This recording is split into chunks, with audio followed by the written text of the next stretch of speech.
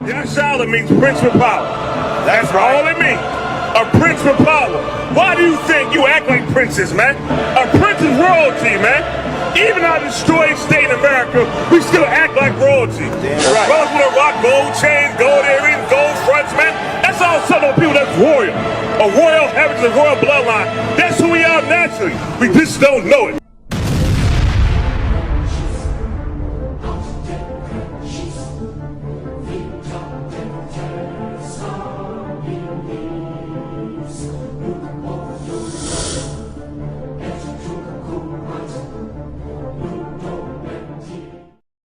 Are you black? Take a look in the mirror, man. Look, man, you got a legitimate beef, all right? But it ain't with us, okay? Are you black? Hey, look, man, don't let me question the fact whether I'm black. Now, I bet you niggas do think y'all white. College don't mean shit. Y'all niggas. And you gonna be niggas forever. Just like us. When we was coming up, niggas. It wasn't never what a fake nigga think. It was always what a real nigga think. I made my name up in these streets like a real nigga. I keep them pistols in my Jeep like a real nigga. I make sure all my homies eat like a They killed, give me Isaiah 14 and 21. They did the same thing to my people. So you said that they put millions of my people. Yes, you said. Should a murderer go to jail for murdering? Absolutely. Should a thief go to jail when he steals? Absolutely. Should a robber pay back the money he robbed? Absolutely. So why shouldn't the white man pay for what he did? That's right. That's right. One day you'll see just how it feels. Payback is a dog. It's a dog. Payback is a dog. It's a dog. Payback is a dog. It's a dog. Payback is a dog. It's a dog. I'm in a hell of a hole, was never expected to grow. Just obstacles set in the road, that a result of me selling my soul. The story I'm telling is cold, but yet it's what everyone knows. The white man's the devil is known. America was never a home, only a place of captivity, safe facility, hating, disfigure me. They claim that I'm lazy, be killing me. Maybe this slavery draining my energy.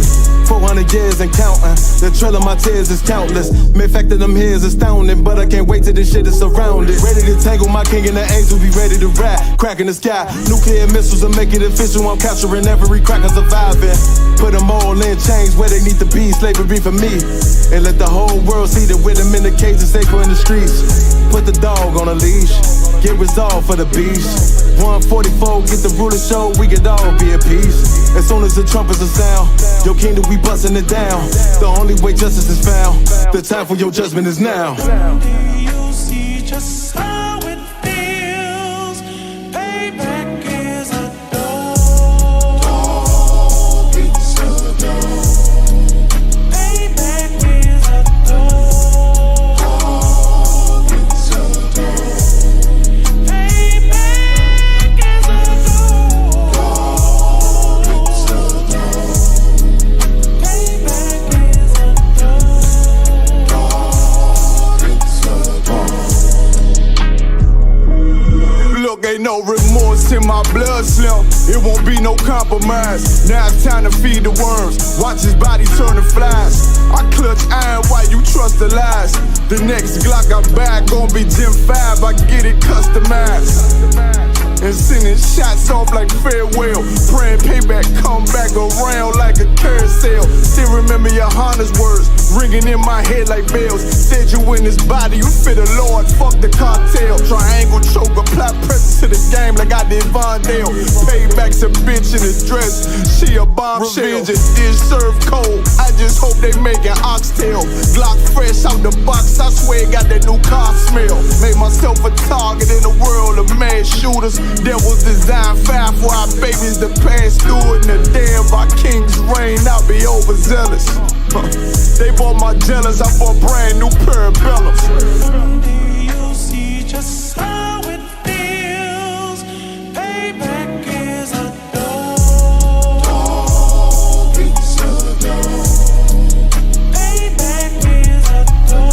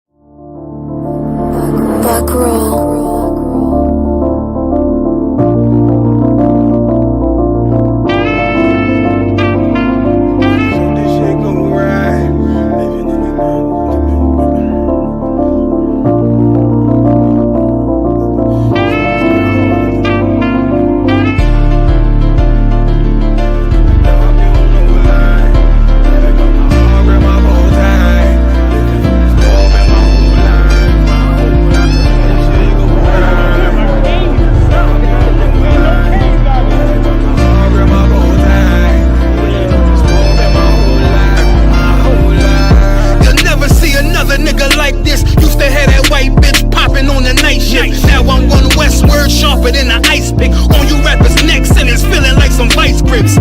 Yeah, that's light shit. Send my bro a kite quick. Ties of war, we ain't forget about you. Keep your light lit. Rappers can't see. Most of them scared to witness. Go and close your eyes. That's one right here for the trenches. Bad bitches, natural hair or extensions. Hood niggas that'll probably grip like some dentures. Brothers on them fences. 23 and 1 out.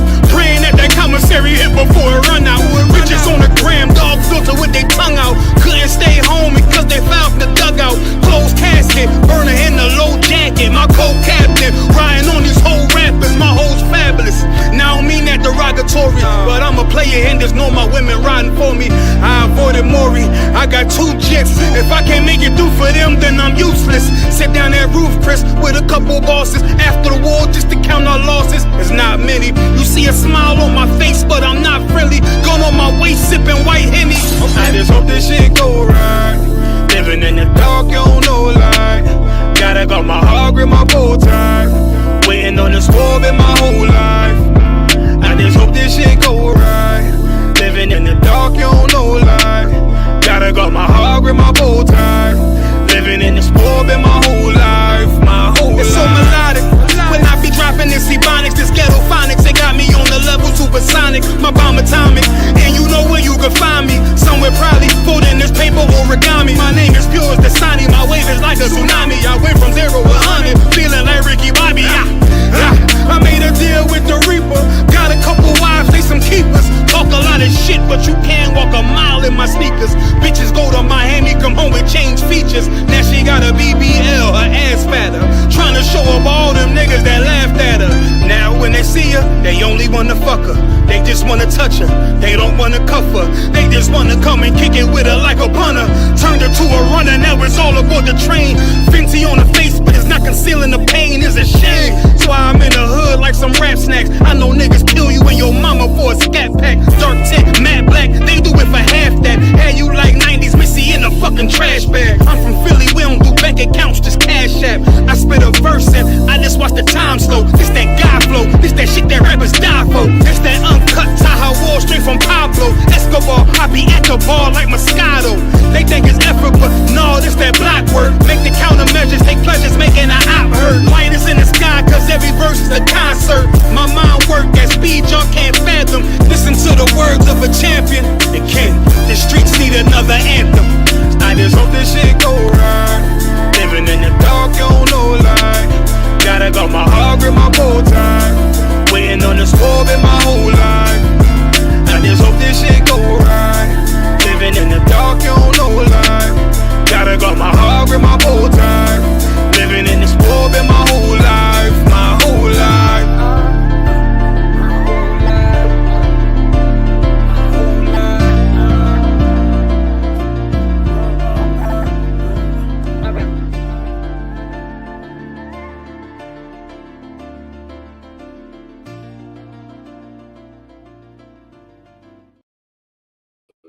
Yeah. Clap it up. All right, Akim. You know what I'm saying? Before I get to my topic, does anyone in this room got any questions? Oh, go ahead, Carl. Like, I just had one question. In Revelation 6, when it's talking about the horsemen, all those haven't, like, have any of them started? Let's get to it. No, come, sir. Revelations 6 and what? Well, the scripture that I really was looking at, what I want to know was 6. Revelation 6 and 6. 6 and 6. It's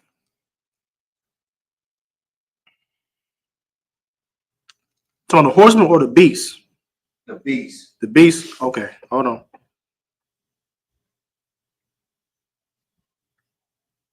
Read it for me. Come. This is the book of Revelation, chapter 6 and verse 6.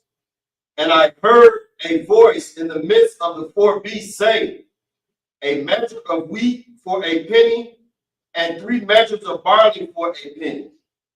And see thou hurt not the oil and the wine. And my question was about, what does hurt not the oil and the wine mean? Let's start at verse 1, Salaki. So let's start at verse 1.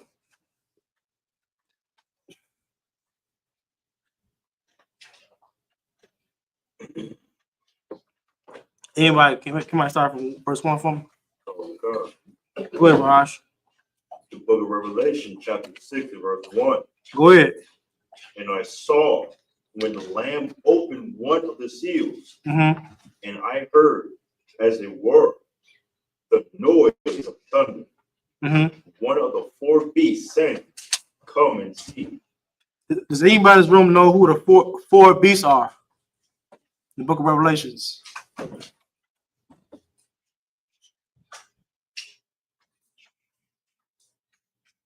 It should say it on there.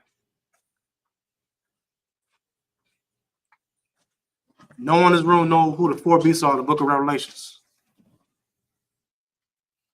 Go ahead, Ron. The four beasts. Isn't it Babylon? No. These four beasts are different. Go ahead, Carl. See, like, sir, are those the four beasts that's like on the throne? Those are the ones. Those are the beasts that you know what I'm saying that surround the throne of the Most High. These are all the beasts that sing the Most High's name. You know what I'm saying? The four beasts. It describes about. Someone find me the description of the four beasts. Find the description of the four beasts in the book of Revelations. Find it for me.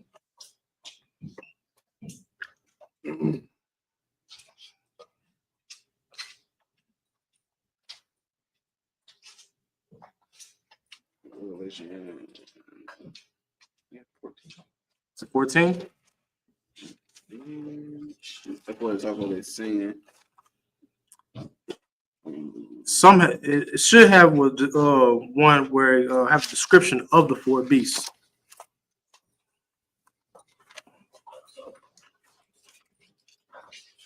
Like one had like a head of a something, head of a face, have a face of a lamb or something like that.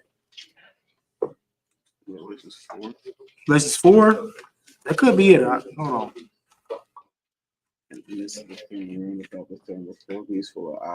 Yep, that's the one. That's the one. Whole Revelation 6.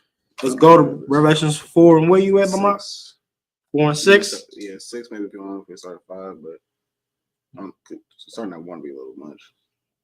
It could. Start at verse 4. Come, good. Revelation chapter 4, verse 4.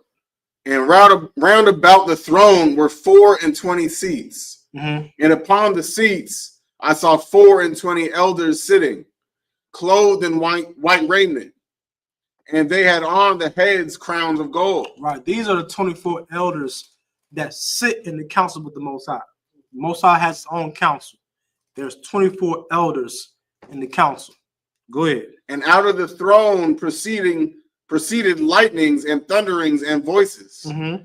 And there were 7 lamps of fire burning before the throne. Go ahead. Which are the 7 spirits of God. Go ahead. And before the throne there was a sea of glass like unto a crystal. Like unto what? A crystal. Right, go ahead.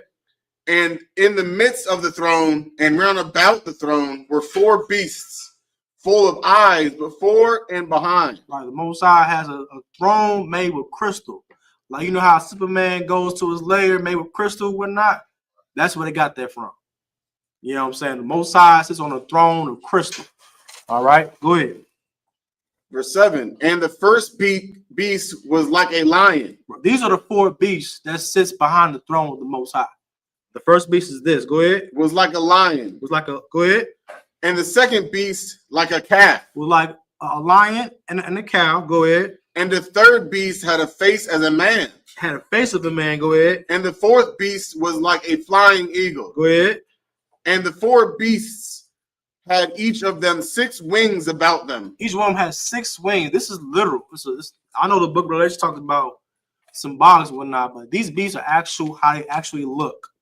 All right, read. And they were full of eyes within. They were full of what? Eyes within. Right. You ever seen like them? You watch Star Wars, any type of sci-fi type of film, you see these animals with different body parts and whatnot. That's out of the Bible, Locking. That's real. Go ahead. And they rest not day and night. They don't rest day and night. They have 6 wings on their back. You can say the Most High, he got pets. Brothers, so they bad because they got a pit bull. A pit bull, a German Shepherd. The Most High, you see, you read about his pets. They got 6 wings. Come on now. The Most High, that's a bad dude right there, man. You know what I'm saying? Go ahead, Kawan. Sorry, my man. In school, what we call the angels that have 6 wings, because of course, you do have people from many different perspectives that would call on the angel Sarah 6 wings. Is this what we're reading about? I'm not sure. I'm not sure about that. You might have talked to Jeremiah Muhammad about that. You know what I'm saying? But only angels I know are like archangels. Archangels are the top certain ranks in angels. I'm not sure about seraphim though. I believe you're right though. You could be right. All right. But come on with it though. I'm gonna start at the middle. Go ahead. And they rest not day and night, saying, Holy, holy, holy, Lord God Almighty, which was and is to come. Right. These beasts, they sing the Most High's name all day and night. They never rest. You know what I'm saying? And that's literal right there. All right, but drop that. Let's go back to 6 and 6. 6 and 6. Revelation chapter. You want to start 6? Yeah. Revelation chapter 6, verse 6.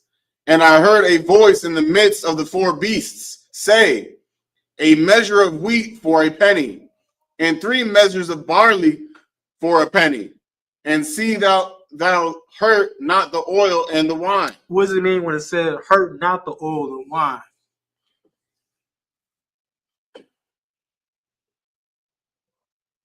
Keep reading, Lamont. Okay. Verse 7. And when he had opened the 4th seal, I heard a voice of the 4th beast say, come and see. And I looked, and behold, a pale horse. All right, hold that. Anybody know what hurt not the oil and wine is? Kawan? The oil and wine is the plagues that will come when Christ will come back. It's like the plagues that will come when Christ will come back. So let me just read what I have. No sweat. The plagues that will come when Christ comes back won't hurt those. So No sweat. If you don't know it, come, sir. If you could just give me a second, so I know. Ain't no sweat. Ain't no sweat. Let's You got it? You sure? So it's the plagues that won't. It's a plagues that will come when Christ will come back. And as far as the brothers who has the oil that's been poured on the oil that has been poured onto the brothers' heads. Okay. You know, the plagues won't affect those brothers in the last day. That's what it's talking about. It's talking about like how like we won't be affected, you know what I'm saying, if all these tragedies come to pass. You know what I'm saying? As far as like you being being executed, you know what I'm saying, for being the truth. Those days are over now. You know what I'm saying? That right there is in past. This right here talking about now. You know what I'm saying? Hurting out the oil means like brothers in here won't be harmed. You know what I'm saying? By the time Christ return. That's what it's talking about when it says hurt not the oil and wine. Go ahead, Ron. We won't be hurt. We won't be affected by the plague of the Lord because we accepted the oil. You're talking about being in this truth. That's what it's talking about. That's what it's talking about. You know what I'm saying? Like, man, you will be affected by it, but you won't be hurt by it. You get what I'm saying? Like for instance, like the plague of COVID. No one here in the school died of COVID. You know, I ain't heard of it unless someone told me. You know what I'm saying? No one here died of COVID. You know what I'm saying? For instance, like a draft and Third World War. Ain't nobody here going to the Third World War. Ain't nobody here going to be drafted to the military. We will not be hurt, you know what I'm saying, on the last days. We won't. You know, that's what it means. Hurt not the oil and wine. You know what I'm saying? Sorry.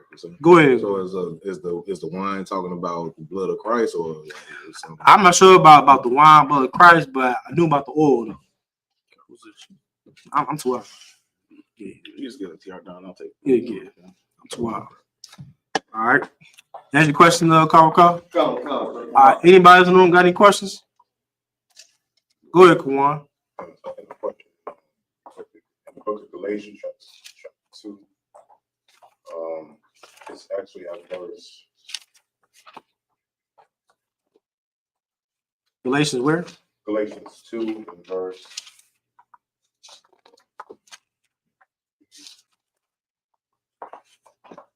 tell you right now. Ain't no sweat, take your time. Never Raj, slack it. If I could. If I could, slack it. Bible quash. Bible shop. What? Galatians chapter 2 and verse 12. 2 and 12.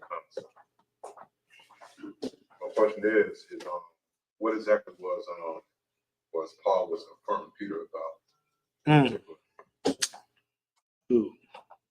Read for me, y'all.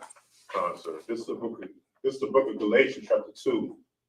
I'm going to start at verse 11. But when Peter was come to Antioch, I withstood him to the face, because he was to be blamed.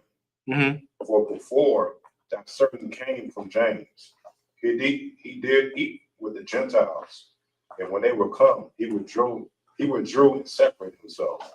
Why did Paul went to Peter? Ask that question first. Why did Paul went to Peter? You know what I'm saying? When he stood in the face when he stood against him. Go on. Was it because Peter was calling himself trying to bring the tribes, what you call Gentiles, onto the scriptures, into the truth? But he was sinning. He was sinning along with the lifestyle that he was living. No, you're done. Is it actually the opposite? I don't want to, like, Peter had an issue with, you know what I'm saying, brothers that was not, you know what I'm saying, raised in the laws. That's the one. Explain the error. Now explain it. Okay. Peter had issue with people that live, you know what I'm saying, under heathen culture and took on heathen culture. Paul was bringing, you know what I'm saying, brothers, you know, of course, Israelites, which people look at as Gentiles, but these are just people that live in different areas and follow their customs. Like for example, Cornelius, which is in Acts chapter 10. You know what I'm saying? He was a part of the Italian band, but he was an Israelite as well. You know what I'm saying? He will be considered as a Gentile because he didn't follow the culture of the Jews. Peter took issue with those people, and that's why Paul is confronting him. Give him a hand now. That's what it means. You know what I'm saying? Paul respectfully check Peter for that. You know what I'm saying? The whole purpose of the truth is bringing people from different walks of life into the truth. Right. Everybody understand? Like, everyone here didn't follow the Christ. No one here followed the Passover before it came to the truth. Right. Everyone here celebrate Christmas and Halloween, and not just the main religions, but Islam and Egyptology. Different lifestyles came to the truth. That's what makes the truth so beautiful. Right. You know what I'm saying? Because like everyone here had a different lifestyle. Hell, our brother in this room could have murdered the same brother in the same room. You know what I'm saying? That's the whole purpose about this truth. You know what I'm saying? That's why you cannot bring Black and Hispanics together with different religion. I don't care what you believe in. You know what I'm saying? I don't care if you believe in Black and brown unity. If you're not in the truth, you don't believe in it at all. Because if you believe in Black and brown unity, you're supposed to be in here. Everybody understand? All right, come on, answer your question up. The scripture, right? Yeah, go ahead. So it was Peter that was against the Gentiles from coming to the truth. Right. Yep. But he was eating with the Gentiles. Read it again. Read that part. Read 12. For before that certain came from James, he did eat with the Gentiles, but when they were come, he withdrew and separated himself, fearing them which were the circumcision. Hold on, shit. You got it, Jordan?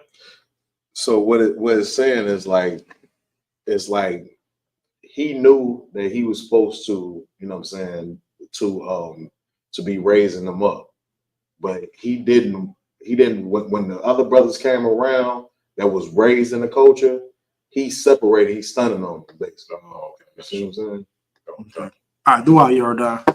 Answer your question up. All right, next question. I should have seen. Oh, Aji, a question up? No, sluggish. So I just wanted to see if the point I was thinking, would it be accurate to put that along? Like, I don't know if it's in this chapter, but would it be like he had a respect for person. You can say that. You definitely have to say that. You know what I'm saying? It's like kind of like your job is to fish men, right? As a priest. You know what I'm saying? You can't fish brothers when you just sitting around brothers all goddamn day. You got to be around amongst the people a lot. You know what I'm saying? For instance, the scribes and Pharisees try to check Christ for sitting with the publicans and the sinners. Everybody get that? James was doing the same thing. You know what I'm saying? Paul was doing the exact same thing. You know what I'm saying? Like you can't just be a brother to a cat that's in the truth. You gotta be a brother to a brother with a cat in the world as well. You know what I'm saying? Everybody get it? All right, no sweat. All right, any other questions? Thank you, sir. I had a question on the topic of this month is I think it's Native American Heritage Month. Yep. And I was just thinking like I wanted to ask like why would they put it like in the same month as Thanksgiving? Is it something behind that or is it just like coincidental type thing? The white man is the devil. You know what I'm saying? That's all you got. It's all you got to just come in your head. It's no different than Black History Month. You know what I'm saying? It's no different than Hispanic Heritage Month. They give you a month. You know what I'm saying? Let you know a bunch of bullshit. You know what I'm saying? But yes, it's plainly disrespectful. You know what I'm saying? When they did that in the same month of Thanksgiving. You know what I'm saying? The white man is the devil. You know what I'm saying? That same white man devil cures cancer. You know what I'm saying? That right there cures cancer. You know what I'm saying? Answer your question, Ash? All right. No sweat. Any other questions? You are not. If I could just piggyback on what you're saying. Go ahead. So when we think about even the rest of the holidays and different things like that, pagan holidays that was implemented by the Christian church and the Council of Nicaea, you know what I'm saying? Like it's the same thing. It's like trying to clean up the image of something that's disgusting.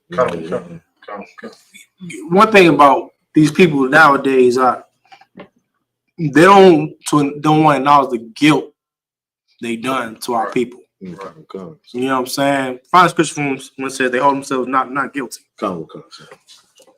Like these people nowadays in 2020, it's about to be 2025. In 2024, they don't hold themselves guilty or feel accountable for what their ancestors have done. You know what I'm saying? It's like now they want to be inclusive to everybody. Now we accept everything and everybody. You know what I'm saying? Except we ain't gonna just accept Black people. We're gonna accept gay Black people. You know what I'm saying? We're gonna accept trans people. We're gonna accept non-binary people. You know what I'm saying? It's like a spit in the face. You know what I'm saying? Especially when it talks about free Palestine. Meanwhile, you talking about free Palestine. When we gonna get the freedom? You know what I'm saying? Like you saying free Palestine, but meanwhile, you have niggas 2 blocks away from your crib that's suffering who can't even get affordable health care.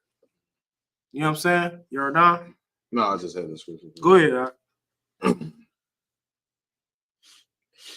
Zechariah chapter 11:4. Go ahead. Thus saith the Lord, my God, feed the flock of the slaughter. That's what we're doing right now. We're feeding the flock of the slaughter. What is slaughter? Means being alive on a daily. You know what I'm saying? Like Trump's in office right now. While these radical white folks, they finna go to town. Trump finna pass. He's finna pass laws where police will get full immunity.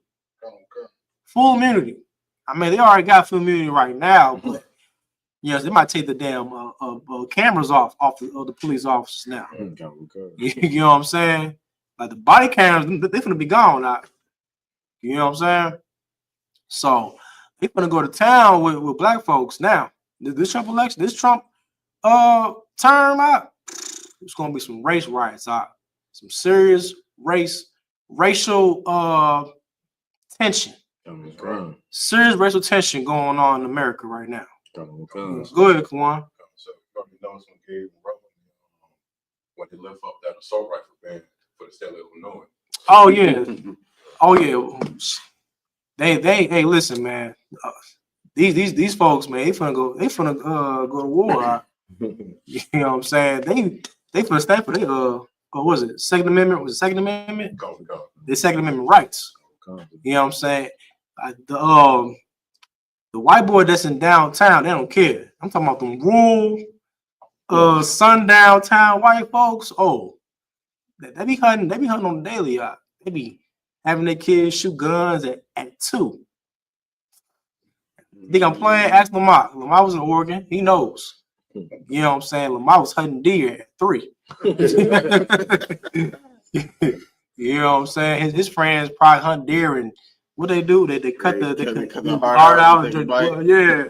You know what I'm saying? That's straight WPS. You know what I'm saying? Straight up. All right, go ahead, Jordan. Kanawakan, verse 5. Whose possessors slay them and hold themselves not guilty. Hold themselves not guilty. Who's our possessors? Our oppressors. You know what I'm saying? Your everyday your George Bush, your Donald Trumps, your George Washington, Abraham Lincoln's, all of them. They hold themselves not guilty. They don't feel guilty for what they've done to our people. They think that bringing us to America was a benefit to us. You know what I'm saying? Some white folks they'll tell us well, without slavery, y'all wouldn't have Christianity. You know what I'm saying? It was like they was trying to say like slavery was something good. Right. Like, come on now. And nothing good happened in slavery. Nothing. Right. You know what I'm saying? Nothing good happened in slavery. We was packed up like sardines. You know what I'm saying? Packed up like sardines, throwing up on each other, defecating on each other, all that nasty stuff, man. You know what I'm saying? We was in breeding farms. Breeding farms. They don't talk about that in the schools. They used to breed us like cows. They used to train with the big strong slave and the big strong male slave with the big female strong slave and made them together. And you get big. They call them bucks, right? What they call them? They call them bucks. You know, we call a buck. You call a deer a buck or a dog a buck. You know what I'm saying? All right, is that it? You already know? It's more. Yes. Come on with it. Kanawakan, whose possessors slay them and hold themselves not guilty, and they sell them. And they sell them. Say, blessed be the Lord. And they say what? Blessed be the Lord.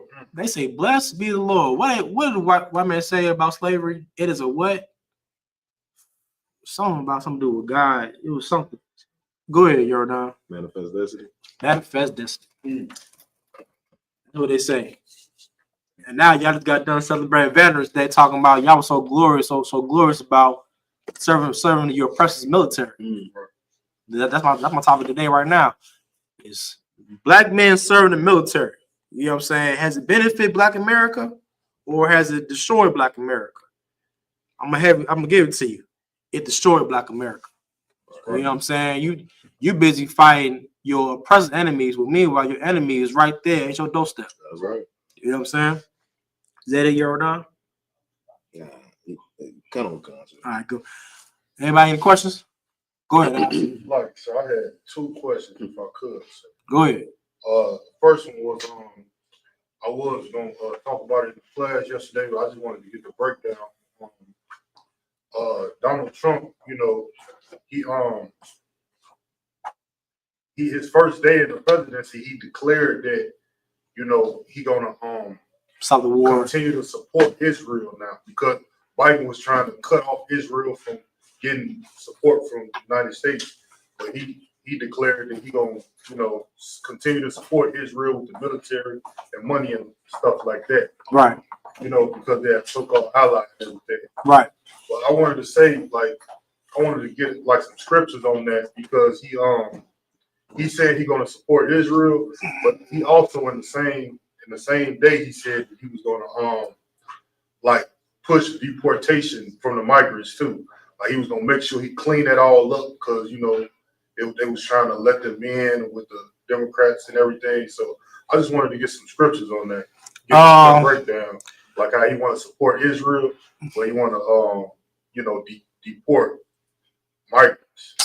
Find scripture says he never have for a short time. Find that for me. You want to use that? The devil will come to you hardly because he had nothing but a short time. You want to use that scripture? I'll use that for that. Far as with Israel and United States,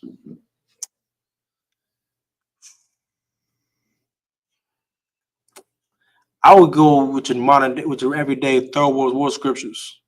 I'll use like Joel 3. I'll use Joel 3. I'll use Ezekiel 3. Was it 38? There's 38. Third World War 3. Mm-hmm. I'll use that. You know what I'm saying?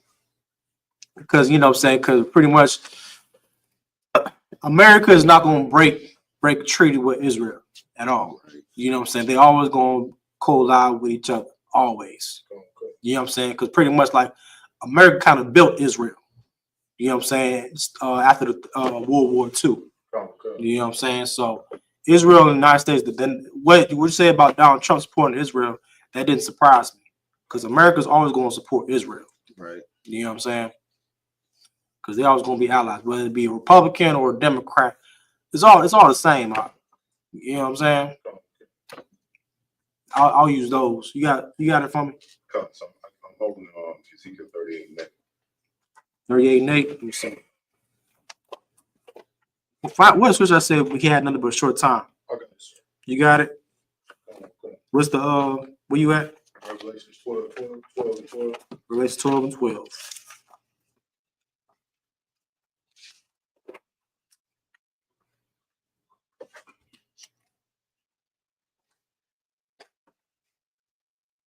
Yep. So go ahead. Revelation chapter 12 and verse 12. Therefore rejoice, ye heavens, and ye that dwell in them. Mm-hmm. Woe to the inhabitants of the earth and of the sea. Mm-hmm. For the devil For is the come, what? For the devil Go ahead. is come down unto you, having great wrath. Having what? Having great wrath. What does it mean to have great wrath? Ash. That means to be like merciless. Merciless, don't care. You know what I'm saying? Like, one thing about having great wrath is, man, like, look at the word wrath. Look at the word wrath.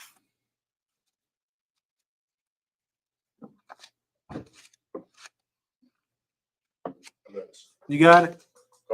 Go ahead. Definition of the word wrath: extreme anger. Extreme anger. These white folks, man, they're angry at these so-called Hispanics. They're angry at them, you know what I'm saying? Because they crossing the border. You know what I'm saying? They crossing the border, you know what I'm saying? They try. The reason why they coming to America, because why? It's hell down in South America. You know what I'm saying? These so-called migrants will rather sleep in the streets in the rain than what they're dealing with in South America. Right. Well, I'm at my slave, right, and I'm seeing this family selling candy, you know what I'm saying? And I see one of the parents holding a baby in the rain. And the baby's falling asleep in the rain. I'm like to myself, they would rather be here than versus what they going through in the countries that they coming from. And that right there is hell. You know what I'm saying? America had this whole facade that this is the place to come to, you know what I'm saying, for a safe haven. You know what I'm saying? Like, you ever seen a movie called Gangs of New York? You ever seen that movie? It was different white folks, Italians, Germans, Irish, you know what I'm saying? Just coming in droves, coming in droves. You know what I'm saying? And that's how it's supposed to be a so-called melting pot, right? Supposed to be, that's what it is. But come to realize that America's for who? It ain't for so-called Hispanics or so-called Negroes. It's for them. Right. You know, so that's why the Lord said, man, this ain't your rest. This ain't your resting place. You know what I'm saying? All right. Go ahead. Is there more definition, Ash? No, that was it, sir. That was it. All right. Continue reading on. But the devil is come down unto you, having great wrath, because he knoweth that he hath but a short time. He know he had what? But a short time. He had a short time. And Esau knows he had but a short time. Russia and China are knocking at America's door right now. You know what I'm saying? Right there is glorious. The more brothers and sisters wake up into this truth, the closer we are to the Third World War. The closer we are to the Third World War, the sooner we can get the F up out of here. Right. You know what I'm saying?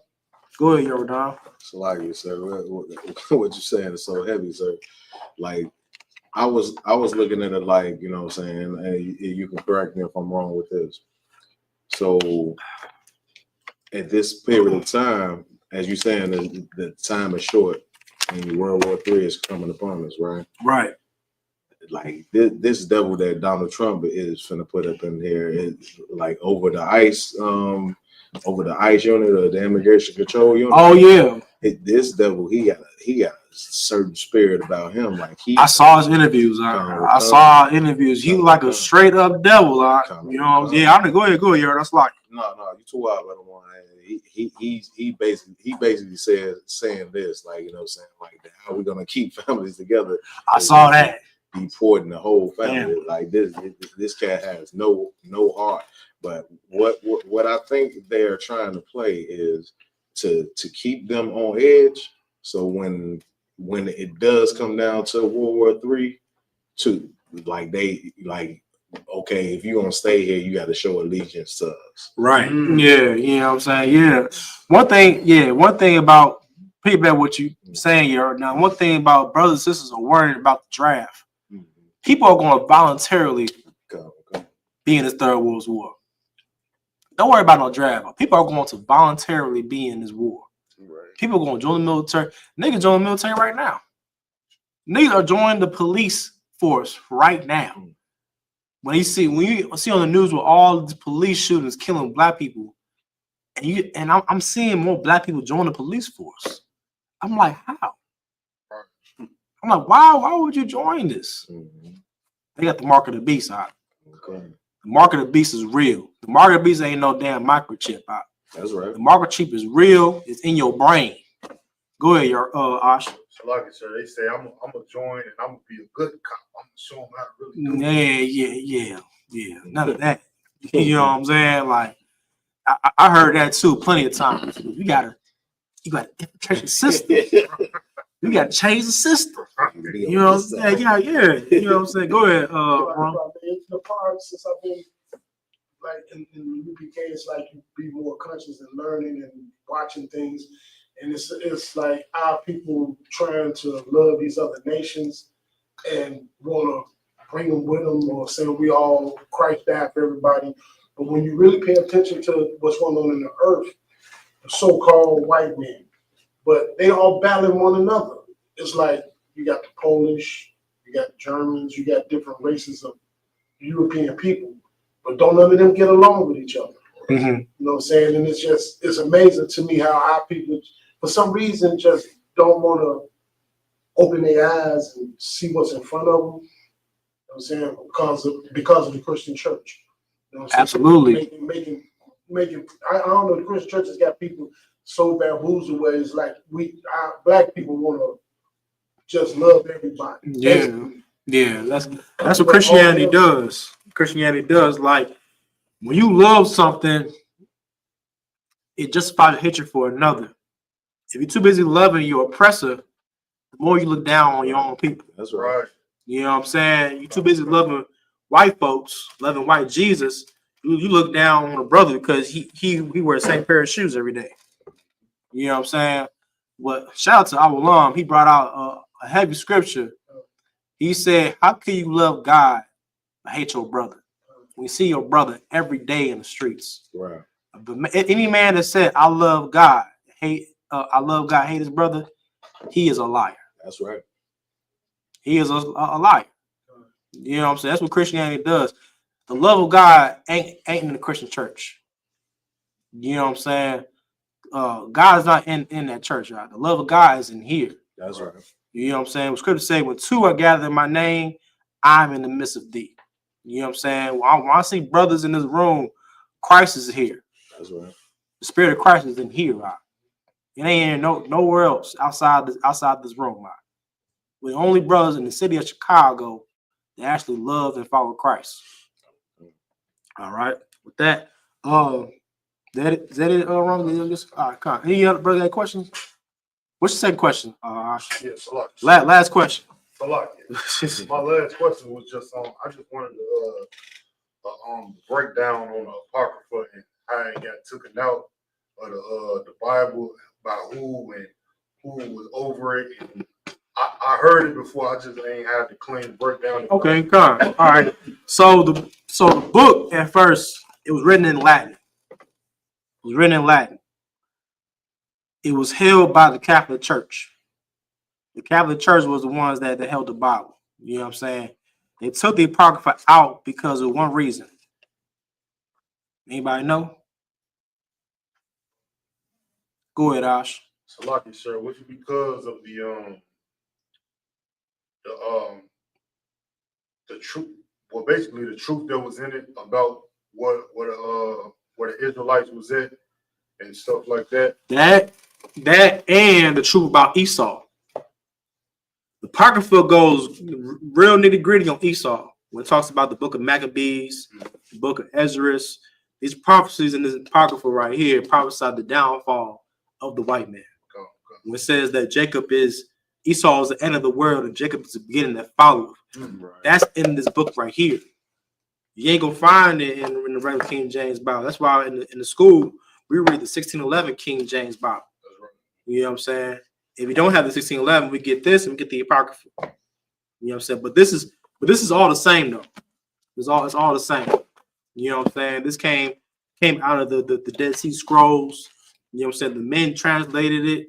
You know what I'm saying? Then King James translated from Latin to English. But the Catholic Church, you know what I'm saying, didn't like that.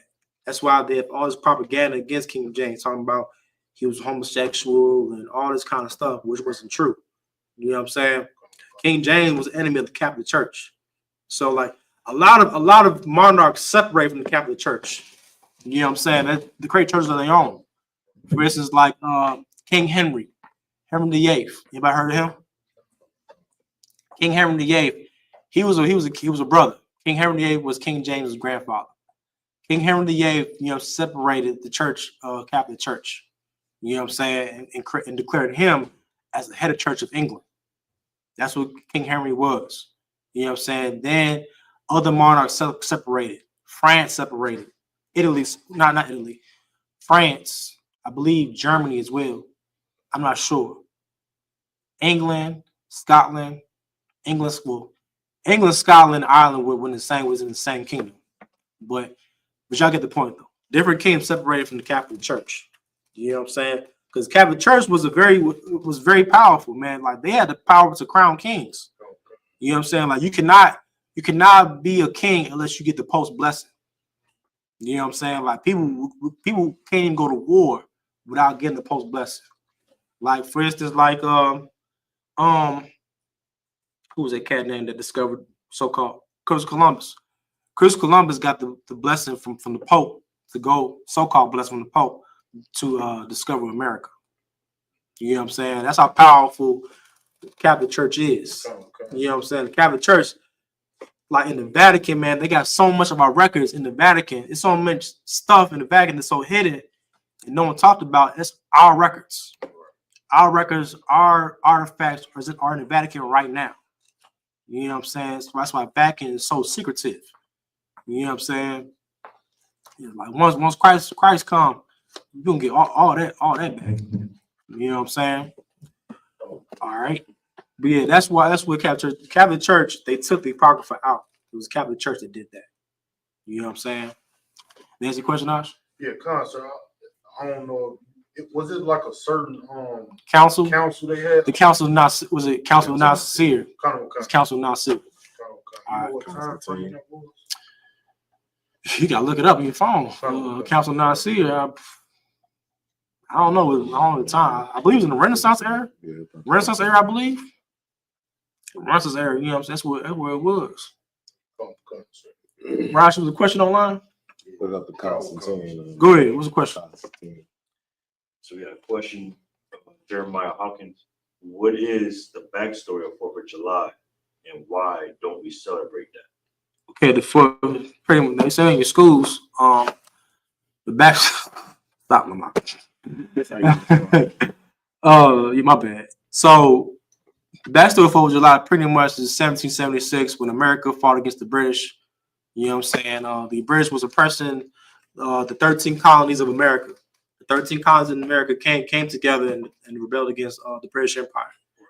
And once the British Empire, you know what I'm saying, fought against the colonies came together to call themselves the United States of America. Everybody get that? Then when after then doing that, they declared themselves the independence. Was a document called the Declaration of Independence. They made that. I think who's the founding fathers? It was Benjamin Franklin, George Washington, John Adams.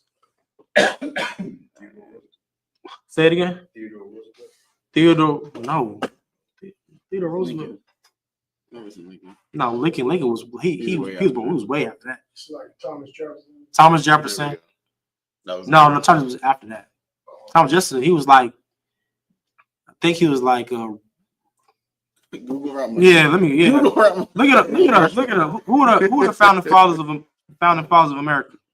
That's crazy. Not the ones with Mount Rushmore, but it was the ones that was them. You got it.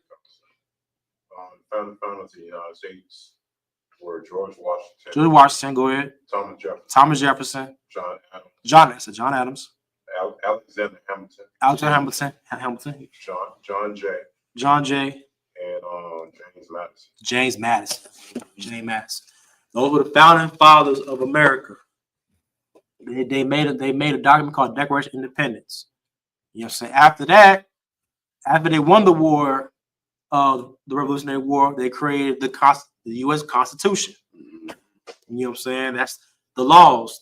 Like you had to study it in high school. You had to study and know it. Certain amendments. And a lot of niggas failed that because it was so much stuff on that. Everybody laughed because it was true. All y'all felt the exam. I did too. I ain't gonna lie. Go ahead, Ash. Second Amendment was the guns. All freedom of speech. That was it. First and Second Amendment. That was it.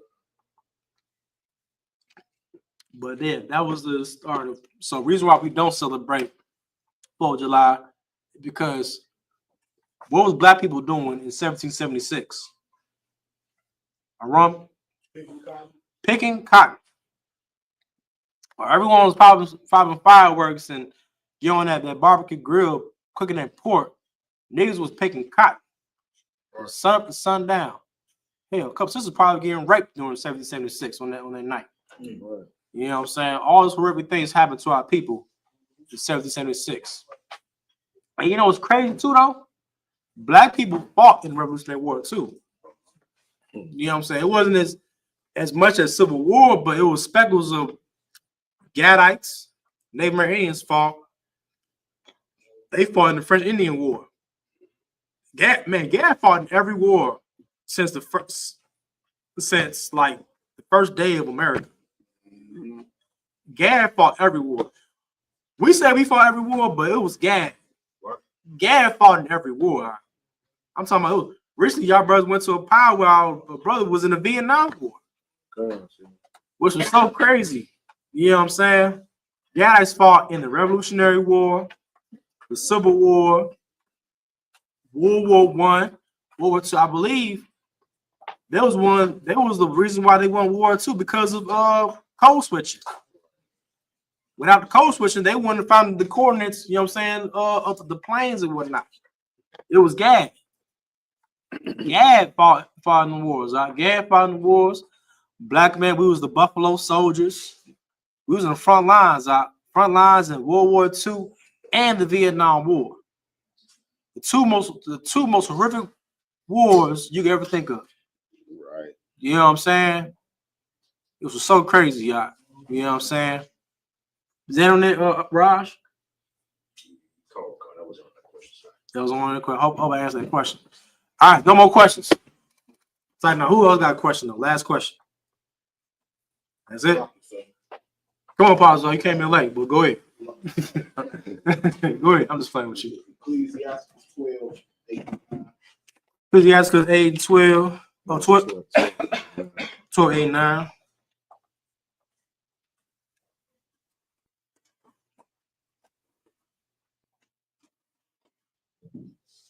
Oh, this is perfect. This is an excellent Bible scripture. Come on with it. Somebody read for me. Count on con, sir. Ecclesiastes chapter 12, verse 8. Got it out here? God. A friend cannot be known in prosperity, and an enemy cannot be hidden in adversity. Keep reading. Count on con, verse 9. In the prosperity of a man, enemies will be grieved, but in his adversity, even a friend will depart. But break that down. What does it mean? A friend cannot be known in prosperity. For time's sake, what does it mean prosperity? Prosperity means like you good, you living good. You got this money, you got this wealth, you got a nice car. You know what I'm saying? It says that a friend cannot be known in prosperity because why? Everybody wants to be your friend. Right. Everybody wants to be your friend because why? You got all the jewels, you got the cars and the clothes, you know what I'm saying? The women. Like hell, you can't, like if you're in prosperity, you can't find a solid brother or a solid sister gonna be down with you. You know, now you're prosperity. Like, you know, you go to the club, see a cat who got all this money. You see he's surrounded by a sea of people popping all them bottles. Just imagine when he's broke. Just wait till he goes broke. He gonna know who his real friends are. Read on that. Verse 9, sir. No, keep reading that. Verse 8. A friend cannot be known in prosperity, and an enemy cannot be hidden in adversity. What does it mean? Enemy cannot be hidden in adversity. What is adversity? Go ahead, Ash. When you're dealing with some like adversity, is like when you facing something that's a trial, or that's what it is. Yes, it's like you going through problems. You know what I'm saying?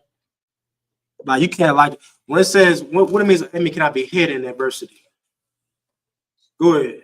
So like, sir, that means like if you're going through something, you're gonna be able to see like who gonna help you get through that, or who not gonna help you get That's through the point. You know what I'm saying? Like you're gonna know like who is not on your side. Right. That's what enemy is. The person is not on your side.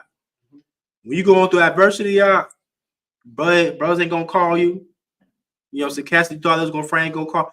When you in jail is gonna be the main how you say it, adversity. You're gonna see who gonna call you while you're in prison. Right. You're gonna see. You know how many times I hear stories about cats that they used to run the streets with, never call them when they're in prison. Right. They never call them. Like cats that they used to sell drugs with, have sex with whores with, do drive-bys with. As soon as they go to jail, they never call them. That means that they wasn't their friends. That's right. That means it wasn't their friends. Real friendship is here. Real friendship is here, right? Because why? We go through prosperity and adversity together. That's right. You know what I'm saying? Like, listen, everybody in here is broke. Everybody in this room is broke. We struggling to pay bills. We said, I'm good. Some brothers wear the same clothes. Some of your brothers' breast thing. Hey, babe. At the end of the day, we still brothers, right or wrong. From afar. From Mark's an asshole. But at the end of the day, he right. You know what I'm saying? But y'all get it though, right? Real friendship is built here. Having a friend is a very strong and powerful word. It's not to be used lightly. You know what I'm saying? Like it's really hard to be someone's friend here in America. It's even harder to be a brother. You know what I'm saying? Yeah, there's a question in my pockets up. Most High in Christ. Sorry, sir. Last, come on. Yo, all right, this is a quick question. You're making it. Yeah. I can make my topic tonight. Go ahead. Can you precept this by saying now get some friend proven first? That's an excellent precept. We give a friend, prove a friend first. You know what I'm saying? You gotta prove a brother, man. Like we just don't allow anyone to come in here. Brothers gotta do their 90 days. Right. Like they all black. Hebrew Academy is gonna be the real. It's a real child there. Yeah, I got my y'all. He off the leash right now. Y'all's off the leash. Last Sunday, him and Karyash, gotta let him loose. You know what I'm saying? They're like pit bulls with foam in the mouth. You know what I'm saying? We'll be with y'all brothers in Hebrew Academy. You know what I'm saying? But y'all get it though, right? Any more questions? Raj, I need you to 1 to 2s. Where Raj? In the bathroom? All right, no sweat. All right. My topic today, Veterans Day. That's right. Raise your hand if anyone has any family members that was in the military, U.S. military. Pretty much everybody. Have a look at Lamont. Yeah, all right. Yeah, all right. No. Kronkbar, you had no family military out? All right, no sweat. All right. Most High in Christ, but shit. But everyone in this room, except for Kronkbar, you know what I'm saying, had family that served the U.S. military. You know what I'm saying? Like, listen, man, the U.S. military is not for black people. That's right. That's right. I don't care what branch you in. Mm-hmm. Marines, Army, Navy, Air Force, it don't matter. The U.S. military is not for black folks. All right. Fine. Give me a precept. Give me Genesis 49:9. Go ahead, Yerodon. I could. I don't know. It's just something that just kind of blew my mind a little bit. Right when I was coming up, you know, my father he was in he went to the military. He actually was served around the time of Vietnam. He didn't actually go to the war, but he served around that time period. But he told me about the racism that he encountered, you know what I'm saying, in the military. That's what I get into. And he told me that he never wanted me to be a part of it, right? Yeah. So what kind of just took me back is just like just recently got off the phone with my father. And he was saying that I should allow my son to go into the military. And I was just wondering, like, is it something that's pushed to them later on in their life to, because we like you said, we had a conversation with the Native American brother, and he was talking about all the horrors of being in that military, being a prisoner of war, coming home, being put, you know what I'm saying, in jail for, you know what I'm saying, like basically going AWOL when they was a prisoner of war. And this brother still is pushing the agenda of like we should still serve our country. I still love our country. Is it something that like is being pushed to them? It's like a witchcraft is being put on our people. You know, it's pretty much witchcraft. You know what I'm saying? Because other people, our people believe that the military is like the go-to. It's like the go-to. You know what I'm saying? If you ain't got nothing to do, if you ain't got nothing going for yourself, go to the military. You know what I'm saying? They believe that the military is going to teach them about structure, teaching about, you know, help pay for school, you know, that kind of stuff, man. Like pretty much, you know, but pretty much people are just saying it's just witchcraft. You know what I'm saying? And that witchcraft is the mark of the beast. You know what I'm saying? That mark of the beast, that demon so strong, it's like, you know, you on drugs. You know what I'm saying? You a drug addict, but you allow your son to smoke some weed, smoke some crack. You know what I'm saying? That demon is that strong when it comes to that mark of the beast. Can I have a quote? I'm kind of a question. When it says mark of the beast, what would be the beast? What specific is that? The beast is, anybody know? What is the man, what is the beast, Kaya? What it be the military? No. What is the beast? Who is a beast? Who is a beast? Would be the white man. Give him a hand. That's what he's talking about. Margaret Beast talking about you're oppressor. You know what I'm saying? You taking on his Christianity. You know what I'm saying? In your mind. His philosophy is in your mind. And you put it in your right hand, meaning you want to fight for that philosophy. You know what I'm saying? You rather join, you join the police force, you join the military. That's the mark of the beast in your right hand. You know what I'm saying? Anyone that joins the military has the mark of the beast. Anyone. You know what I'm saying? All right. What was that? Oh, Genesis 49:9. Go ahead. Book of Genesis, chapter 49, verse 9. Go ahead. Judah is a lion's whelp. Judah, man, y'all are young lions. Go ahead. From the prey, my son, thou art gone up. Mm-hmm.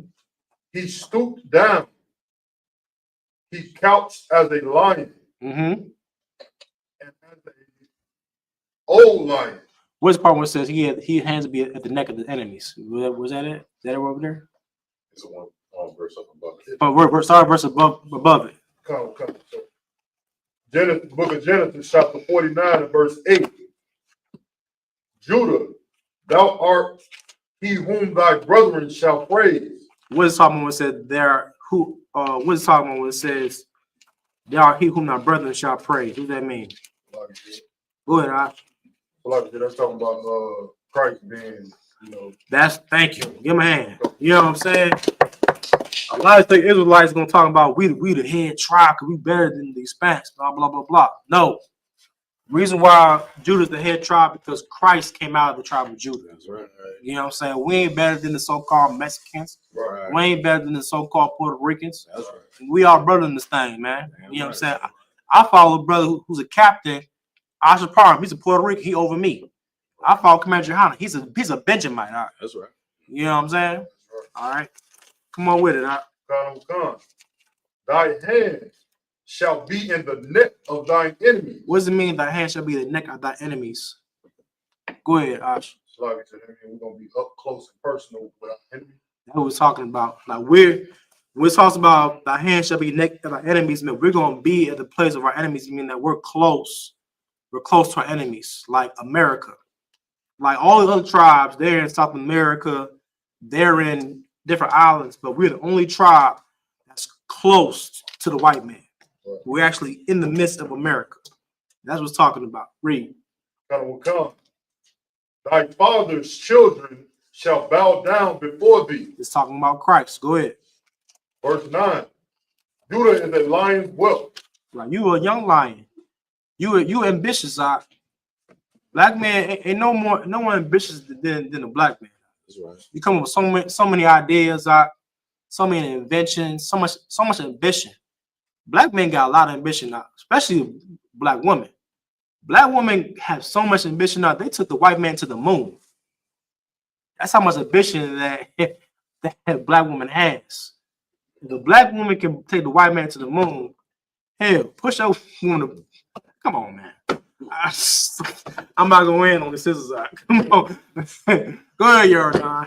If I could, sir, Go ahead. What's so heavy is like, the question I asked came after you pulled the scripture, but it is actually answering the question at the same time. Because I was asking about the old Israelites that experienced, being a veteran, understanding the racism that happened, right? Served, and now it's bringing right to the line. Because when you're an old lion, like you old lion, you cast down like you ready to just give up. When you young, man, you ambitious, you strong, you ready to fight. You know what I'm saying? But when you old, man, you just want to just give up, throw in the towel. Because you spent all your youth fighting the wrong fight. You spend your youth fighting in the civil rights movement.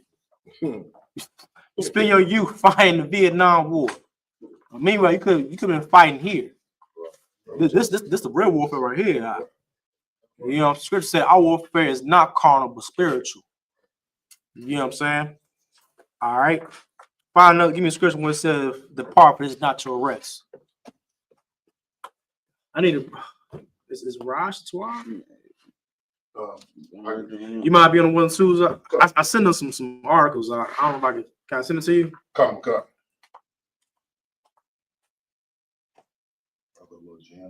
A real veteran is Captain Zarya crushing God Logic on the Washington Park. Get man for that.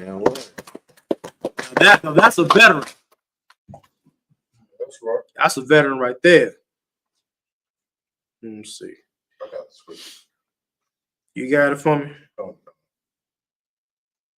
If you could find it on YouTube video when that Vietnam brother talking about racism in Vietnam. Come. I sent it to you. I sent a link to you. Hold on a second, Will Jordan. I want to talk about the Viet. What guess I'm saying, Jordan? Yeah, if I could, real quick. Go ahead.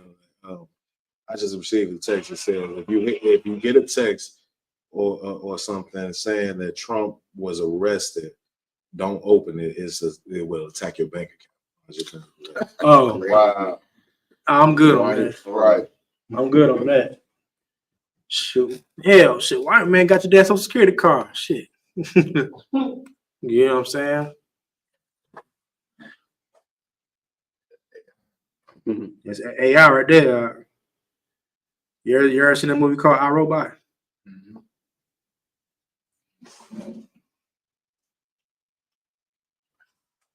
Let me see. You got it. You're my yacht. Sir. I know right now. I know sweat. You know what I'm saying? I want to take it back. Well, we have family members in the U.S. military. You know what I'm saying? My uncle, you know what I'm saying, fought in World War II. He fought in World War II. You know what I'm saying? I had a cousin that actually fought in the Korean War. When he came back from the Korean War, man, that brother was drugged the fuck out. It's like excuse my French. You know what I'm saying? Like all your mind that crackheads on the street on 95th Street on Dan Ryan, they fought in Vietnam War.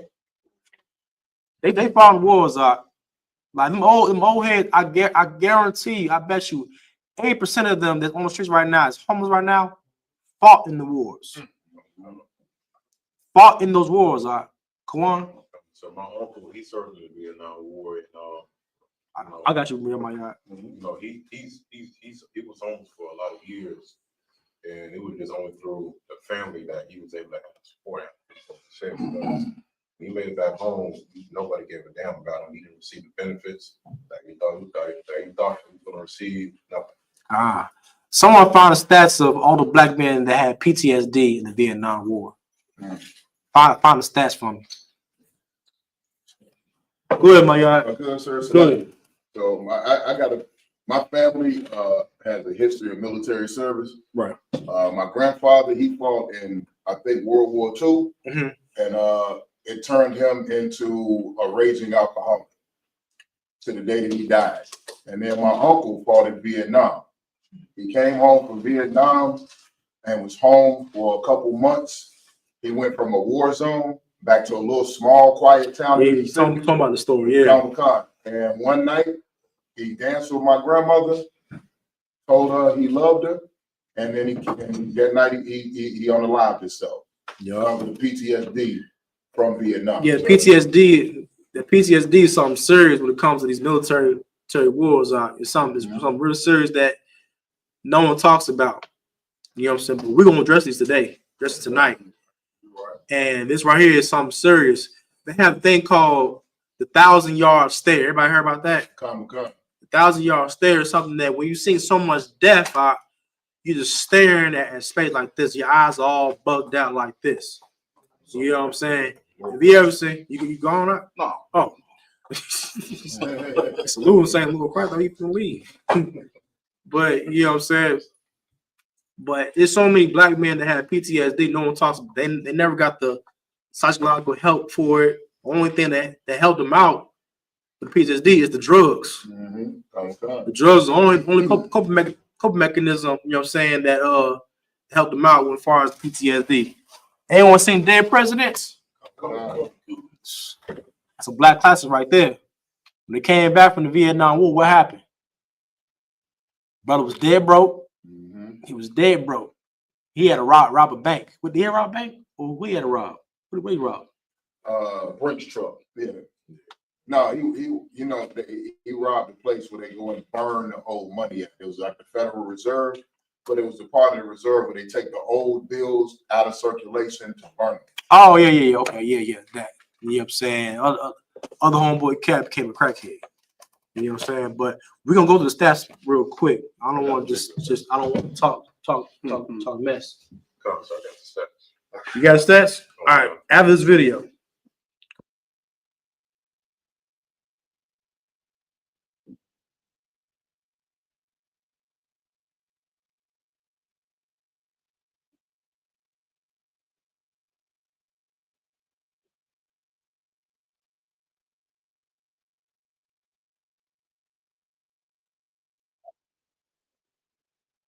I want to share it with the people online. No sweat. Set it up. Go ahead, Kawan, give me the stats. I'll try this. You got it? Come on, Ash. Yeah, count. So it says U.S. population studies indicate that compared to other groups, individuals who identify as black from U.S. military have a higher pre-event prevalence of PTSD, as well as higher rates of child maltreatment, domestic violence, war-related trauma, and racism. Listen, man. This is something serious. This right here is almost bringing tears to my eyes out. Because like that right there, you actually can visualize it in your home. You visualize in your home out that PTSD is something serious. PTSD, you can't sleep at night. You behave different. You can't love your children the same. You can't love your wife the same. Right. You can't be yourself. You have dreams of bombs. You know what I'm saying? You can't hear like a certain sound. Certain sounds it just trigger them. That make them have an episode. You know what I'm saying? If they hear like a flickering of lights, it imagines them like a bomb ticking. You know what I'm saying? If they hear like clicking on the shoes, it's kind of imagine like a mine being exploded. Yeah, You know what I'm saying? Go ahead, you already have something to say? If I could, sir. Go ahead. Like what people don't understand about, you know what I'm saying, the issue with when it comes down to the black soldiers is that they ain't have to worry about just fighting the Viet Cong. They as they going into these missions, they getting friendly fire from the back. Right. It's soldiers that's supposed to be rolling with them that's trying to take their head off. You know what I'm saying? So now you out on the military field, and the people that's supposed to be on your side is gunning at you just like the other side. Come on, man. And not mention that. I heard that Viet Cong was actually writing letters to black folks in the military talking about this is not your war. Yeah, right. That's crazy. That's crazy. You know, go ahead, my partner. I'm just saying that in that movie you brought out, Dead Presidents, the main character, he read a note like that. He said, it was saying, "Go home, black man. This is not your war." You know what I'm saying? Even the heathens know. Like, why are you fighting for the white man's military? You know what I'm saying? That's crazy. Go ahead, Pastor. So like you said, the Nazis did also. Nazis did that too. Nazis did that. They used to drop pamphlets where they knew the black platoons were. They would drop pamphlets out of airplanes, and then they would have on loudspeakers, and they play on the radio, and they would have on loudspeakers German women or men speaking in German and then talking to brothers. I seen that in the movie. Miracle in St. Anne's. Did that actually happen? That actually happened. That's a true story. Oh, dang. Come on. Good night. Whew.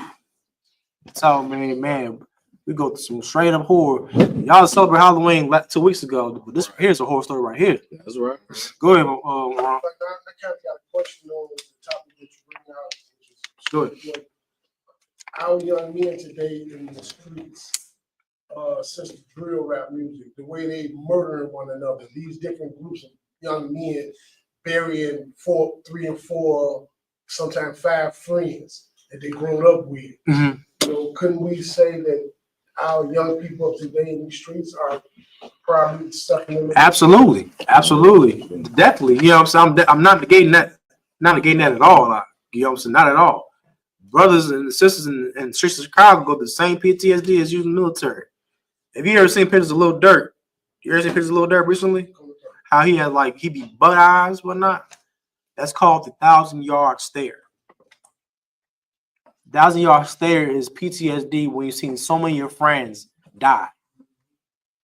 You know what I'm saying? So I'm surprised Pops ain't got that. You know what I'm saying? Oh God. You know, like just imagine brothers got stories of all their homies, you know what I'm saying, being murdered in front of them. And that right there's a horror story right there. You know what I'm saying? But Brock tell you how wild we have a shot for this truth though. You know what I'm saying? This right here is a safe haven for all brothers. Come here and feel safe. You know what I'm saying? Of course, we're gonna ride and die for each other, you know what I'm saying, when the time comes. But this right here is a safe haven for all brothers. You know, ancestors as well. You know what I'm saying? Continue playing that clip though. You good, Raj? Yeah, good. He were Academy kicking your ass, huh? Give him a hand. Raj, he pulling strong. He were Academy. We at week 9 now. They saw the hill for the first time. We saw. Out Trashmore. He wasn't ready. He wasn't ready. You be all right though. You good? How come? It's illegal, they say. It's against regulation. They come down hard. We have to. Yeah. All right. If you don't take it off before you come in the theater, you don't get in theater. You know, this is the way they do this time. They said the afro was legal. Am I right or wrong? That's right. That's what they said. It was legal. We can sport the afro. All right. This man, there's a lot of brothers here. This man here's got an afro. This is an afro right here. Or somewhat of an afro. It's not big, no. But they want us to wear skinhead. What they call it? High and tight. High and tight. It's not my culture. Am I right or wrong? They come over here. They get, all right, a Vietnamese girl. She called me a nigger. A Vietnamese girl. I know it's not part of their language. Can't nobody tell me it's part of their language. But I'm going to go over here. The beast, you know that. See, we go over here. We fight. Okay, we fight to defend the water we drink, the land we grow our food on, and our way of culture. We also fight to protect Rockefeller's foundations. We fight to protect J.P. Kennedy's foundation, all these different kind of foundations that the black man can't partake of, you understand? And then we go back, we're continuously harassed. It's not necessary. This ain't what we heard, this is what we know. See, we've seen it from the bird's eye point of view. We are the people here now, see. We see it now. This ain't what we heard, you know. Also, I see y'all have been out in the Ville. Now, just like you said, these people, these are young people fast. Don't know how to. And some of them brothers right there didn't have no choice but to join because they was drafted. Right. Oh God. You know what I'm saying? Like I had a stats on. Hold on, one second. I had a stats on the brothers who got drafted. I believe I sent to you, Raj. You got it. Read it for me. You got it. More than 300,000 Black Americans served in Vietnam. 300,000. Go ahead. Though only about 12% of the U.S. population, Black service members were 16.3% of armed forces and up to 25% of enlisted men in the Army, but only 2% of officers across all branches. 2%? 2%? That's very low. For over 300,000 brothers that joined the military, only 2% of them was officers. That's crazy. Like the racism and racism in Black people in the military was something serious. And it's not just something old; it's something new too. People still go through mistreatment in the military right now. Go ahead, Archie. Has your hand up? I was just gonna say, like they was basically just bodies to die. That's pretty much what it is. Bodies. You know what I'm saying? Like, who started that draft? Was it racist ass white man? Who was that cat? I think it was Nixon. Nixon. That devil right there. What house was he? Nixon was, I believe, a Democrat. He's a Democrat. Democrat. You know what I'm saying? It's like, nah, Democrat. For all them black folks, I always wanted to vote Democrat. Just know the Democratic Party ordered the draft in the Vietnam War. The Democrat Party started slavery. The Democrat Party did not want slavery to end. The Democrat Party. I'm not saying I'm a Republican. I'm not saying that. But if all them black folks talking about Democrats are only party for black folks, you gotta think about you gotta read history out. Niggas don't read history. Yes. Go ahead, Yordan. Nixon was. Oh, it's like okay. It's lucky. The water, Yordan. All right, prove my point. Republican and Democrat, they both the devil. You know what I'm saying? You know what I'm saying? But continue with the video, Raj. Now it's another video. Don't know where the word nigga came from or nothing. They have to learn how to speak it.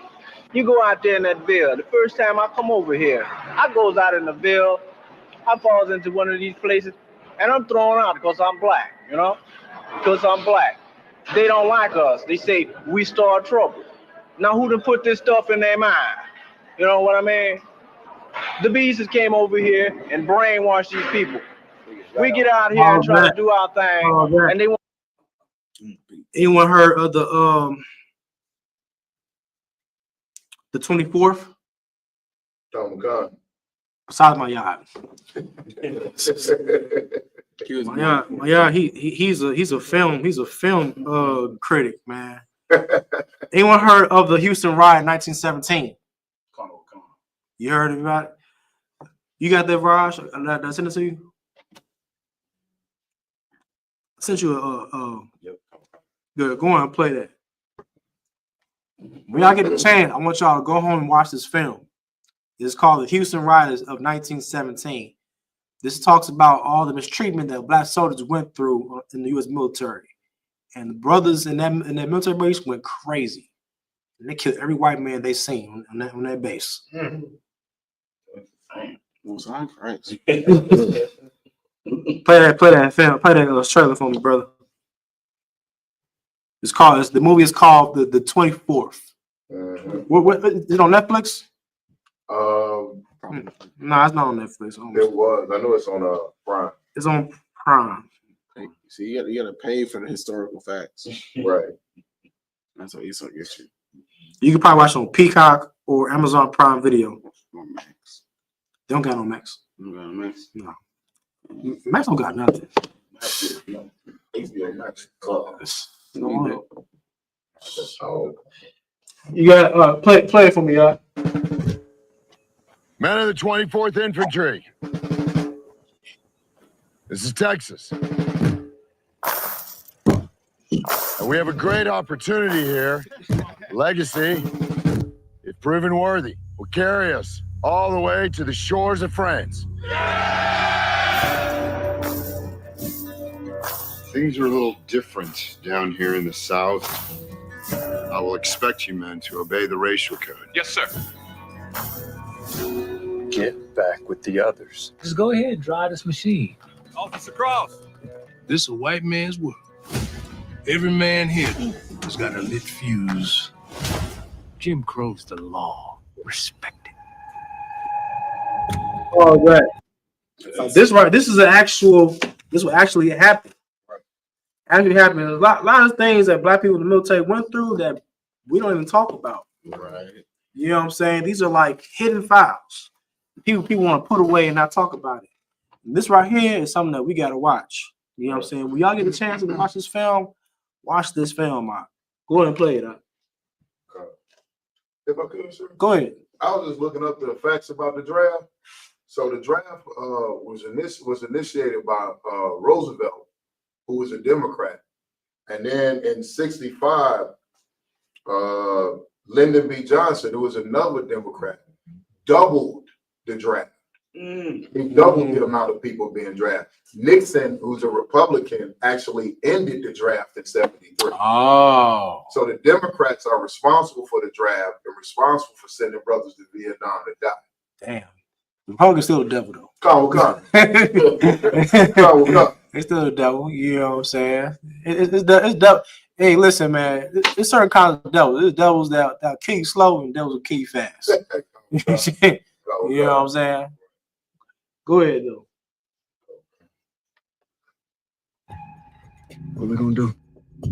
The police brutalize us, sir. All we want is to be treated as soldiers. As military police, you are to ensure order of the men of the 24th Infantry only. Drop the knife. Back up! I was dropped as my You gotta watch for yourself. I don't want. Y'all was like, damn, I'm gonna watch this film. Go ahead, Kawan. Just so for birds to know, the movie is up on solomovie.com for free. So first one. What's the stream joint? It's called Solar Movie, like a solar flare. Oh no, the website. Yeah. No, don't watch that. No, I was gonna give you a virus. Give you a virus. Nah, get an actual streaming app like Netflix or Prime or something like that. Not no website. You know what I'm saying? Yes, I'm saying Jordan. Only if it does. Go ahead.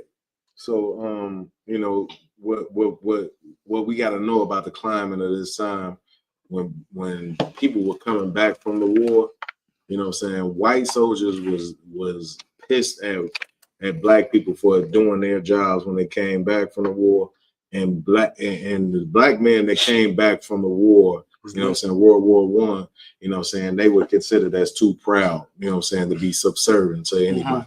That's right. You know what I'm saying? So this climate, you know what I'm saying, that we facing here with Trump is the same climate that was back then in 1919, 1917, you know what I'm saying? Hell yeah, come. You know what I'm saying? Like, black men fought in the wars, came back to America, it was lynched in their own uniforms. That's right.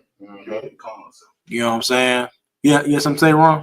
There's even one story about a brother, some white guy, the devil, they caught one brother in his uniform and physically gouged his eyes out of his head with their thumbs. You know what I'm saying? Brothers were being set on fire. If they came back to America and they had on them uniforms, these white people, man, they was angry as hell about Oh yeah, for sure. You know what I'm saying? Because they realized that you a better soldier than them. Right. No one is more patriotic than the black man. No one. Right. Because without us, America wouldn't be America what it is today. That's right. You know what I'm saying? You fought hard for these wars. You know, you're the top warriors. You're the best warriors, man. Right. You know what I'm saying? But Pazza? Tell me what you say, because who's the fighter pilots? Red Tails, yeah. Red Tails, yeah. There was the pilots that helped escort the bombers, you know what I'm saying, for World War II. So like I was gonna say about the so-called Native American Indians. They're the ones that started code switching. Code switching helped the US Air Force. You know, man, tribes, man. Come on, man.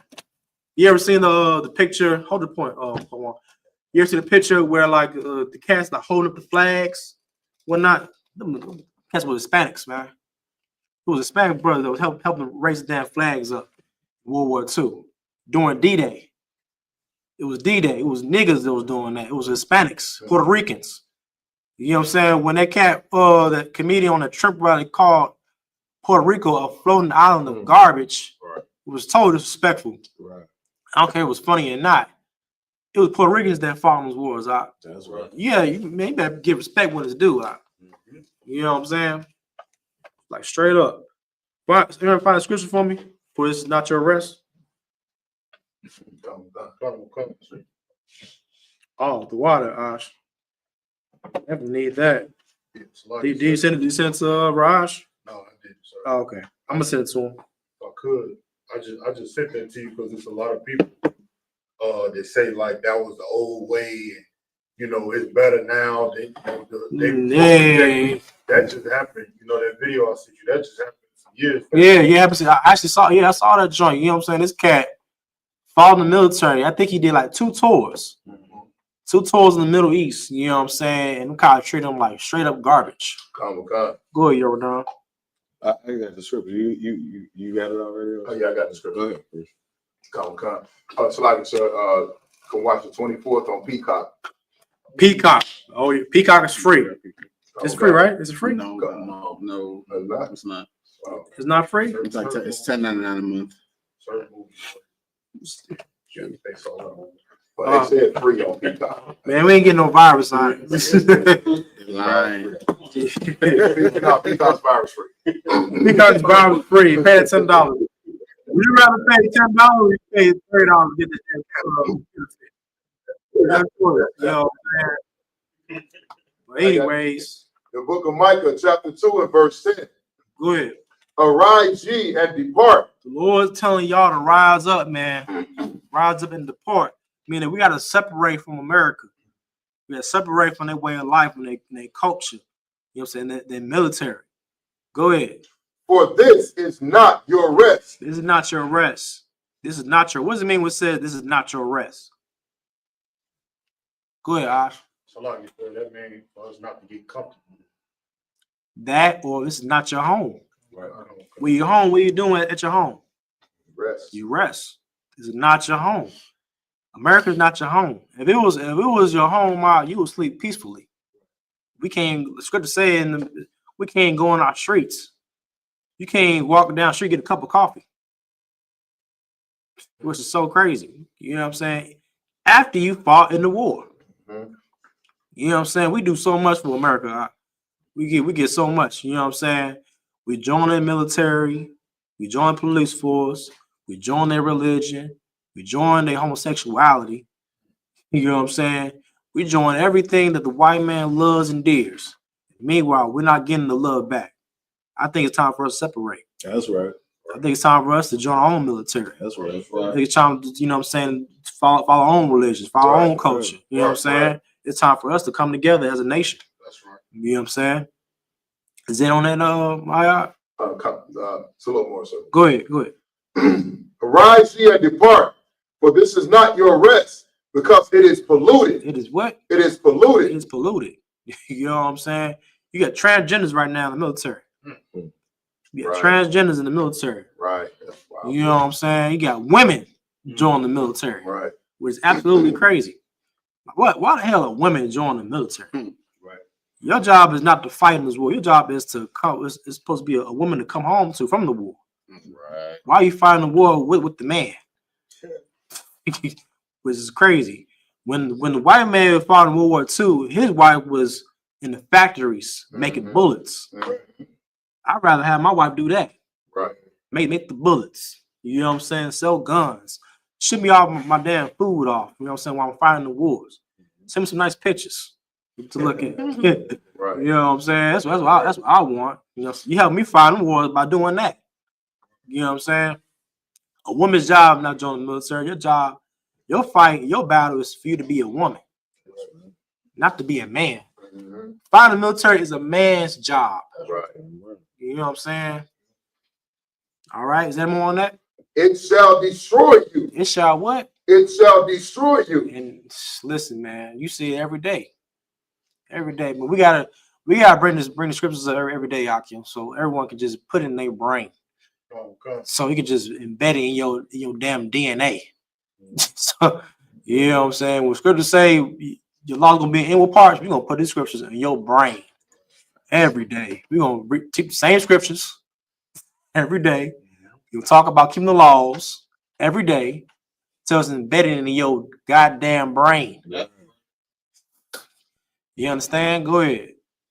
Even with a sword destruction. Even with a what? A sword destruction. A sword destruction. Not any destruction, a sword destruction. Right. You come in the wars in Vietnam and Korea and World War II out, you're gonna be drugged the F out. You know what I'm saying?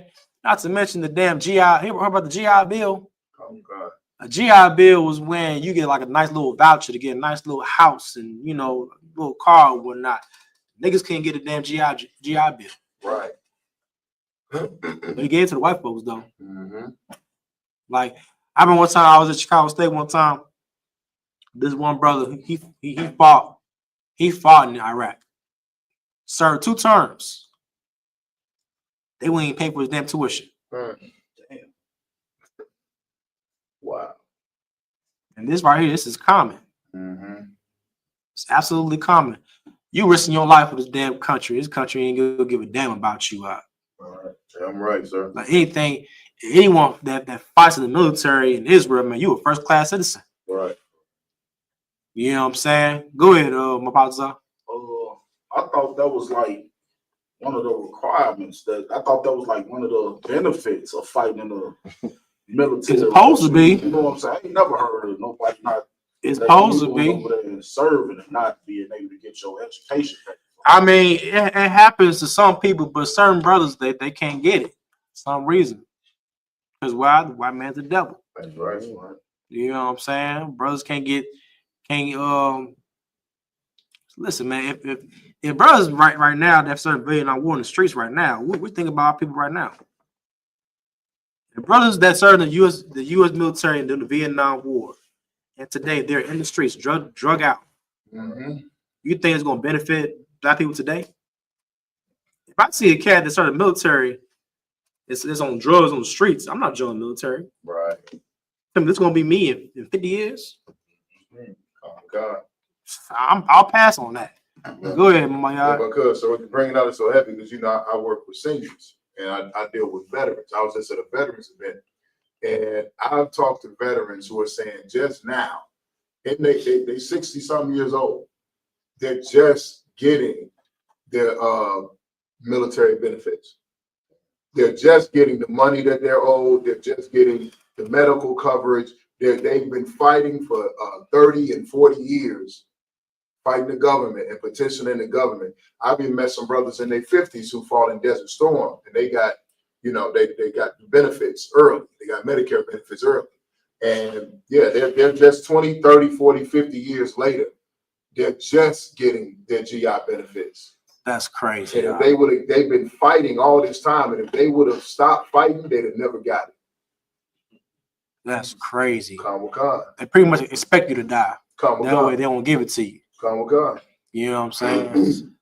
And the white man's a devil a lot. That's you know what I'm saying? But in here, we got brothers, we got laws in here that give you full benefits in the military. Mm-hmm. If you get a new rib out, you ain't going to war for a whole year. Everybody know about that law? You know what I'm saying? Like, you can choose to fight in the war if we want to or not. That's a law too. There's a law when a brother asks a man who wants to go to this war right now. You know what I'm saying? They ask anyone. Anyone wants to choose to go to war, let them go. If they don't want to go, they can stay home. Right. You know what I'm saying? We can't do it now because we need every man available for camp. Whether you want to go to camp or not. If you're available Saturday, you bring your ass to the damn camp out. You know what I'm saying? It's wartime. That's right. You know what I'm saying? Run, get your hand up, man. So I was just gonna say right quick, I was like 13, maybe 14 years old in the 70s, and it was a lot of brothers. That's when a lot of them brothers started coming back from the war. A lot of these sisters over there, a lot of them brothers was over there sending all their money back home, thinking they gonna come home to they marry a woman, get a house, and these sisters was over here spending all their money with men and stuff. A lot of them brothers was coming back, committing suicide, trying to kill these women. Sound like dead presidents to me. Dogging them out, you know what I'm saying? Because they were spending, instead of putting the money up or doing what they had talked about, she doing what she wanted to do. Not to mention a lot of brothers come back, you maimed, half your damn head blown off, your limbs knocked off your body, and all this other stuff. You know what I'm saying? I personally saw when the brothers started coming back from the military back in the 70s, they was fucked up, man. Oh yeah. They was going through a lot, and not to mention these sisters, they the same thing. You know, they was doing that to them brothers, man.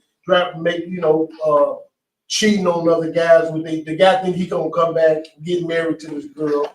She done put up all this money, and she done spent all this man damn money with some other nigga in the streets. You know, things of that nature, man. The brothers went through a lot. You know, like and like fighting with the VA just to get some medical attention. Yeah. They was having those kind of problems, man.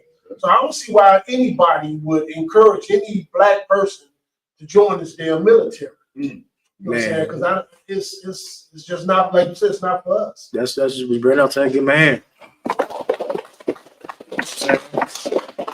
All right. Is anyone on that video up? Oh, go ahead. Out of Richmond, less than an hour ago, jurors ruled against an Army lieutenant who sued 2 Windsor police officers over a violent traffic stop. Army Lieutenant Karan Nazario was seeking $1 million in damages from the traffic stop 2 years ago. 13 News Now is the only Hampton Road station in Richmond covering this trial. Let's get right to Emily Harrison for the update. In the last 30 minutes, jurors ruled that the 2 Windsor police officers are not liable in almost August, that he is liable for searching Army Lieutenant Karan Nazario's car illegally. That is the only charge the jury found Crocker liable on and ordered him to pay $1,000 in punitive damages to Nazario. The other 3, including assault, battery, and false imprisonment, are all waived by the jury. Former police officer Joe Gutierrez, who pepper sprayed Nazario, is liable for assault. The jury ordered him to pay $2,685 in damages to Nazario. Altogether, around $4,000 will be paid to Army Lieutenant Nazario and what was a $1 million lawsuit. We spoke to the lawyers involved for their reaction to the verdict. We're disappointed. It was fair.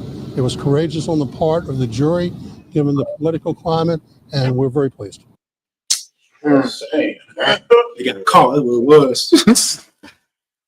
You know what I'm saying? But this is where we go. It's like everyday thing, guy. You know what I'm saying? Like it don't matter what you do. It don't matter if you got a degree, you got your PhD. It don't matter if you got $1 million. It matter if you're in the military. You're always gonna be treated as a nigga. Always. Right. You know what I'm saying? Long as you know that out, you know what I'm saying, you know how this devil work out. Like I said, saying white man the devil cures cancer. That's right. You know what I'm saying? That's right. Go ahead, Ash. Like y'all want, I just wanted to, if I could, make a quick point on that too. Like the brother, he had on the uniform. It wasn't like he was saying he was in the military. He had on his uniform.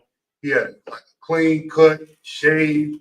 So they make it seem like they demonize black men like, oh, they got a certain look, like they pants sagging or they got dreads, or they look like we got a certain look, and that's why they attack us. Right. But that goes to show that they don't care about none of that. They don't care about none of that. Because you a black man. Like you know what I'm saying? Yeah, he had a clean cut. You know, it's the so-called clean cut, shave, beard, and all that. You know what I'm saying? Still treated like a damn nigga. You know what I'm saying? Listen, man. I'm waiting on Christ to come back. That's all I'm gonna say. You know what I'm saying? Any more scriptures I pull ask for? Oh no. I didn't. Raj, did I see something else out? I think that might be everything. It might be everything. Yep. That it? All right. I already tell you what time it is. Say, with that, has a class prison officer car.